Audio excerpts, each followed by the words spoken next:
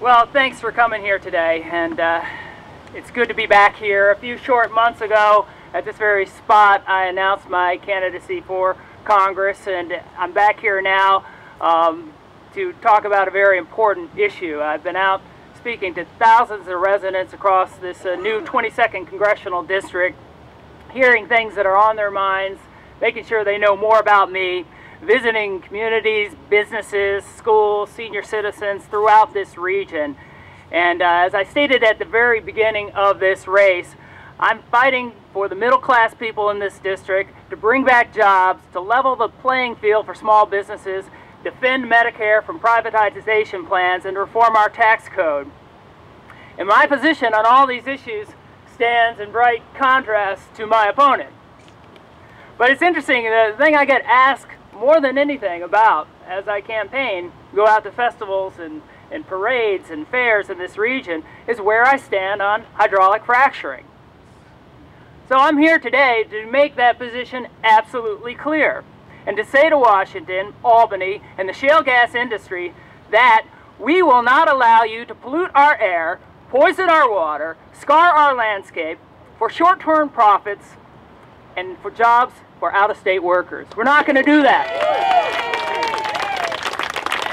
I believe fundamentally that it would be reckless and potentially catastrophic to advance this industry prior to restoring critical environmental safeguards, completing the honest research needed to prove that this industry is indeed safe. Does anyone really think we're there yet? No. Absolutely not. Here's what we know. Even in the best case scenario, 6% of well casings fail immediately. And eventually, because these things have to last a long time, about as long as we need water, they all fail. We know that scores of families across this country have reported health problems associated with fracking.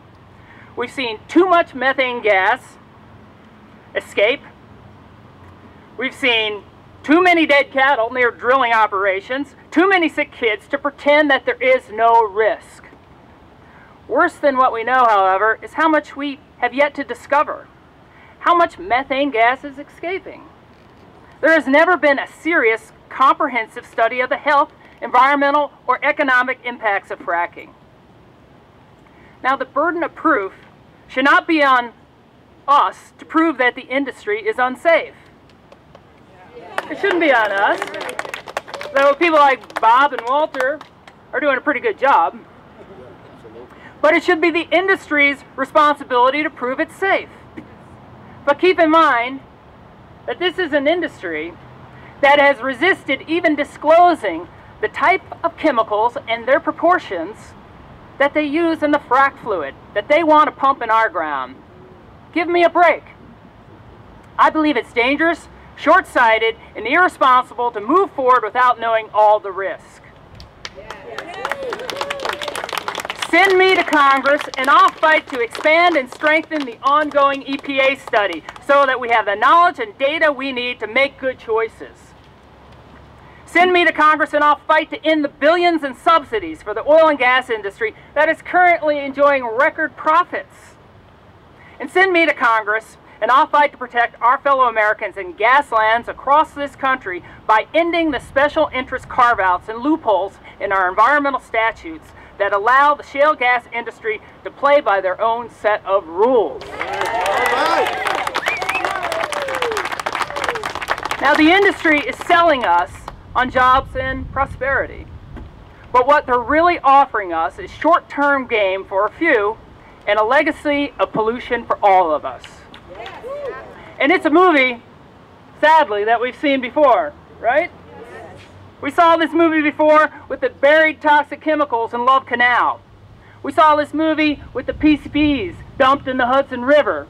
And we saw this movie with the TCE contamination in Endicott, just right here, locally. We're here today to take a stand and tear up that script once and for all.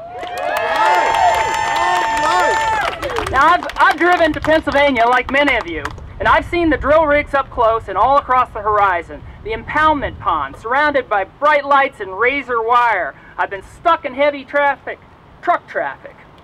And I've seen the license plates from Louisiana, Oklahoma, Arkansas, Texas. Those aren't New York jobs. These are out-of-state workers who travel from rig to rig with little regard to the local environment or community. Well, folks, this is not Louisiana. This is not Oklahoma. This isn't Arkansas, and this sure as heck isn't Texas.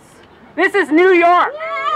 And we love our state, we love this land, and we're ready to defend it. They can and they will spend billions of dollars to deceive us with television ads, radio ads, but guess what? We're not buying it. Now my opponent, I am in an election here, my opponent on this issue does what he does on just about every issue. He tries to tell everybody what they want to hear while concealing his agenda. Here's the truth. Richard Hanna has said he wants safe drilling, but he hasn't signed on to the Frack Act, the Common Sense Frack Act. He hasn't worked to strengthen the EPA study, and he hasn't lifted a finger to hold this industry accountable. He's AWOL on this issue. He's not asleep at the switch. He doesn't even know there is a switch. But here's what he has done, folks. Here's what he has done. He has invested heavily in the oil and gas industry. Companies like Anadarko Petroleum, ExxonMobil, Hess, and ConocoPhillips. He owns stock in some of the very companies that want to drill right here in New York. And he's voted repeatedly to maintain taxpayer subsidies for the oil and gas industry. He's called investments in renewable energy pathetic.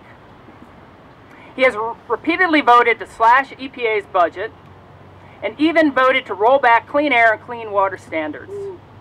It's pretty clear where he stands on gas drilling, and it's not with us. This district at this critical time deserves better, and with your help, we'll get it. We are at the epicenter of fracking, right here. And I picked a particularly pretty place to remind us of that. But the fact is, this entire district where I'm running falls under the Utica Shale, and the southern portion contains 3 of the 5 counties that the state has suggested doing a test run on drilling. Right here.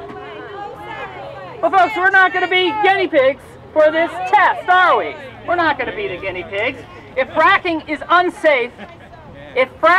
unsafe anywhere in New York, it's unsafe everywhere in New York. Thank you. Now, the majority of residents in this county and this congressional district feel the way I do. My opponent, some folks in Albany, some folks in Washington, feel differently. Let's send them a message. Let's make this race a referendum on reckless drilling, make our voices heard loud and clear this November. I'm asking you, help me do this. Sign up to volunteer, make phone calls, knock on doors, talk to your neighbors, and help us raise the funds necessary to get our message in every mailbox, on every television set, and at every kitchen table. If we can do that, then I guarantee you, together we will win this race. But we're taking on a big fight here, aren't we? We're taking on a big fight. And we've got 10 weeks to prove the skeptics wrong. We got 10 weeks to prove our love for this region, our belief in our future, and our commitment to fight for it. Together we can do this. Let's get to work. Thank you very much. Thank you.